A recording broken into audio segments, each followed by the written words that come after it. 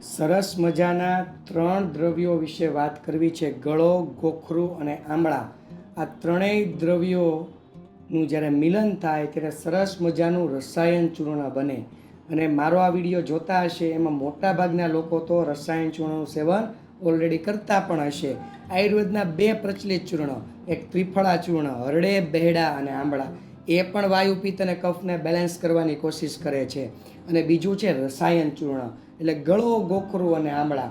આ 3 વસ્તુનું મિલન થઈને જે રસાયણ ચૂર્ણ બને એ પણ વાયુ, પિત્ત અને કફને બેલેન્સ કરવાની કોશિશ કરે છે. ઉપરાંત બીજા અનેરા ફાયદાઓ થાય છે. એના વિશે આજે બહુ સરસ મજાની વાત કરવી છે. એક તો આ ચૂર્ણ બને કઈ રીતે, તો કે ગળો 100 ગ્રામ, ગોખરું 100 ગ્રામ અને આમળા 100 ગ્રામ, આ ત્રણેય 100 ગ્રામ એટલે કે સમભાગ લઈને એનો પાવડર મિક્સ કરી દેવાનો અને સરસ મજાનું રસાયણ ચૂર્ણ તૈયાર થઈ જાય. એમાં ગળો કઈ લેવાની, તો કે લીમડા ઉપર ચડેલી જે ગળોના વેલા હોય એ ગળોના વેલાને સૂકવીને એનો પાવડર તૈયાર કરીને ગળોનું ચૂર્ણ તૈયાર થાય. એ સર્વશ્રેષ્ઠ.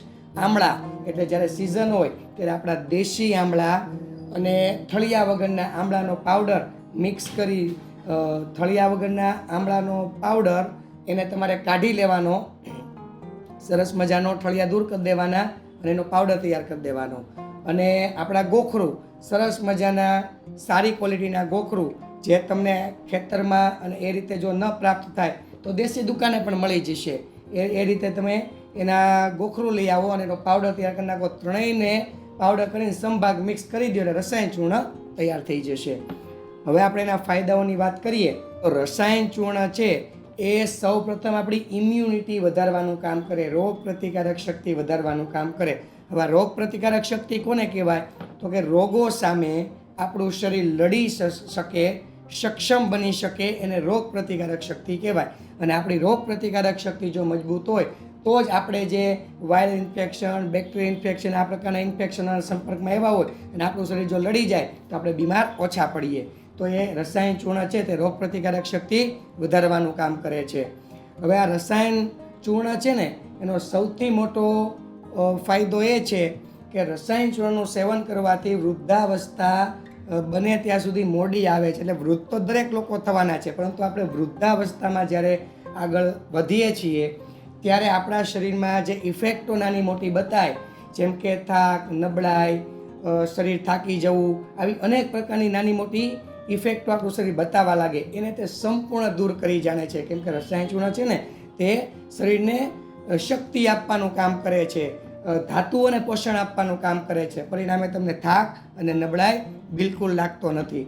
રસાયણ ચૂર્ણનું સેવન કરવાથી તમને અમ્લપિત્ત, એસિડિટી છે તે ધીરે ધીરે તમારા શરીરથી મુક્ત થઈ જાય છે, એટલે એસિડિટી દૂર થઈ જાય છે.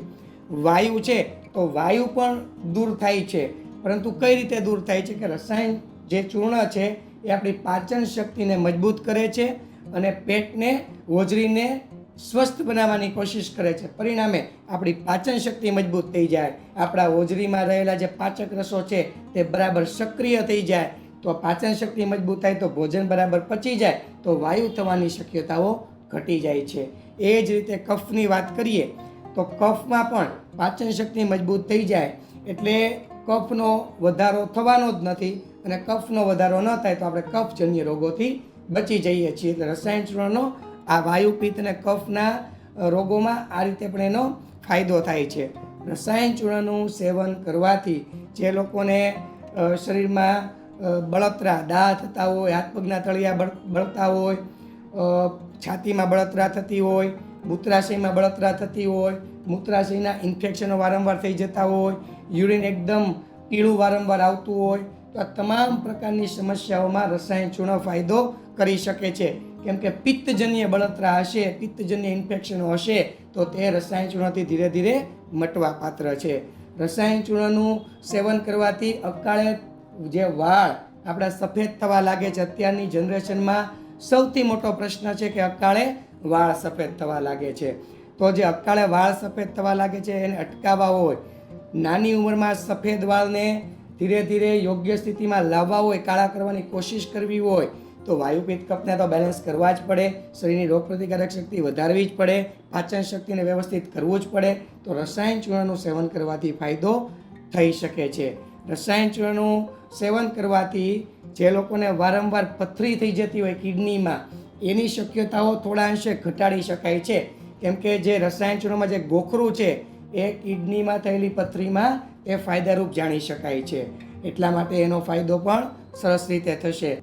રસાયણ ચૂર્ણનું સેવન કરવાથી જે લોકો થોડું કામ કરીને થાકી જાય, જે લોકોને ખૂબ આળસ આવતી હોય, કામ કરવાની ઈચ્છા ન થતી હોય, કામ એને ચીંધો એટલે એને ગુસ્સો આવી જતો હોય, આ પ્રકારનું જેનું વલણ થઈ ગયું હોય, તો આ સંપૂર્ણપણે શારીરિક અને માનસિક બંને થાક ઘટાડવો હોય તો રસાયણ ચૂર્ણ સારી રીતે ફાયદો કરી શકે છે. રસાયણ ચૂર્ણનું સેવન કરવાથી કબજિયાતની સમસ્યામાં પણ તમને થોડા અંશે ફાયદો થાય. કેમ કે આમળા છે અને આમળા છે એનું પ્રમાણસર તમે સેવન કરો તો કબજિયાતની સમસ્યા ધીરે ધીરે દૂર થાય છે. રસાયણ ચૂર્ણનું સેવન કરવાથી જે લોકો વારંવાર બીમાર પડી જતા હોય, જે લોકો ઋતુ પરિવર્તન થાય અને બીમાર પડી જતા હોય, જે લોકોને વારંવાર શરીરમાં વાયુ પિત્ત અને કફની સમસ્યા થઈ જતી હોય, એટલે એવા લોકો માટે પણ જે વારંવાર બીમાર પડી જતા હોય એવા લોકો માટે પણ રસાયણ ચૂર્ણ ખૂબ એટલે ખૂબ સારી રીતે કામ કરી શકે છે. રસાયણ ચૂર્ણનું સેવન કરો તો જે વૃદ્ધત્વ વહેલું આવે એટલે શરીરમાં ચામડી ઉપર કરચલીઓ પડવા માંડે. અને અત્યારે એવો સમય એવો છે કે નાની ઉંમરમાં પણ ચામડીમાં કરચલીઓ બતાવવા લાગી છે. તો ચામડીમાં કરચલીઓ ન પડવા દેવી હોય અને એની શક્યતાઓ ઘટાડવી હોય તો તમારે મહિનામાં એકાદ વખત અભ્યંગ એટલે કે તલના તેલનું કે કોઈ પણ સારા તેલનું માલિશ કરવાનું અને રસાયણ ચૂર્ણનું સેવન કરવાનું. આનાથી વૃદ્ધત્વ તો અટકે પણ જે ચામડીમાં જે કરચલીઓ પડી ગઈ છે એમાં પણ તમને ખૂબ સારી રીતે ફાયદો થાય છે. રસાયણ ચૂર્ણ છે ને તે શરીરમાં સ્ફૂર્તિ આપવાનું કામ કરે છે. સ્ફૂર્તિ શરીરમાં રહે એટલે તમને જીવન જીવવાની પણ મજા આવે અને દિવસ દરમિયાન પણ તમને ખૂબ સારો રીતે આનંદમય રીતે પસાર થાય છે. જે લોકોને ઊંઘ બરાબર નથી આવતી, જે લોકોને ઉજાગરા વારંવાર કરવા પડે છે, જે લોકોને પડખા ફેરવા પડે છે, ઊંઘ લાવવા માટે મથામણ કરવી પડે છે, એમ સીધું રસાયણ ચૂર્ણ એમાં ફાયદો કરે એવું નથી કહેવા માંગતો. પણ રસાયણ ચૂર્ણ છે તે વાયુ પિત્ત અને કફને બેલેન્સ કરે. તો ત્રિદોષજન્ય જો પરિસ્થિતિ હોય ને, ખાસ પિત્ત જે લોકોને વધારે હોય અને ઉજાગરા થતા હોય તો એવા લોકોને તો ખૂબ સારી રીતે રસાયણ ચૂર્ણ કામ કરી શકે છે. જે લોકો ખૂબ ચિંતાવાળો સ્વભાવ હોય, સ્ટ્રેસ ખૂબ લેતા હોય, તણાવમાં ખૂબ રહેતા હોય એવા લોકોને પણ થોડાક અંશે તે ફાયદો કરી શકે છે. કેમ કે ત્રિદોષને બેલેન્સ કરે એટલે થોડા અંશે તણાવ, ડિપ્રેશન ઘટી શકે. પરંતુ ડિપ્રેશન અને તણાવ ઘટાડવો હોય તો એના મૂળમાં જવું જોઈએ કે કયા કારણોસર આપણને છે. સૌપ્રથમ માનસિક કારણોથી હોય તો આપણે એનું કાઉન્સેલિંગ એ દર્દીનું કરવું જોઈએ. ઘરના વ્યક્તિઓ એની સાથે મુક્ત મને વાત કરવી જોઈએ તો એનું નિરાકરણ આવી જાય તો પણ એ વ્યક્તિ છે તે ઝડપથી સાજો થઈ જાય છે. ટૂંકમાં રસાયણ ચૂર્ણ છે તે શરીરની સર્વાંગી નિરોગીતા જાળવવા માટે, શરીરને સ્ફૂર્તિલું રાખવા માટે, શરીરની શારીરિક શક્તિ જાળવવા માટે અને આપણી રોગ પ્રતિકારક શક્તિને યથાવત સ્થિતિમાં રાખવા માટે રસાયણ ચૂર્ણ ખૂબ સારી રીતે કામ કરે છે. એટલે રસાયણ ચૂર્ણનું સેવન આપણે અમુક સમય સુધી, મર્યાદિત સમય માટે અને યોગ્ય આપણા શરીરના કારણો જાણીને આપણે એનું સેવન કરી શકાય છે. જો તમને ખ્યાલ ન આવે તો તમે નિષ્ણાંત વૈદ્યની પણ સલાહ લઈ શકો છો તમારા વિસ્તારમાં અને તમે એમને બતાવીને પણ રસાયણ ચૂર્ણનું સેવન કરી શકો છો. રસાયણ ચૂર્ણનું સેવન કરવું હોય તો પુખ્ત વયની વ્યક્તિ કઈ રીતે સેવન કરી શકે કે સવારે અને સાંજે જમ્યા પછી અડધી ચમચીનું સેવન કરી શકે છે.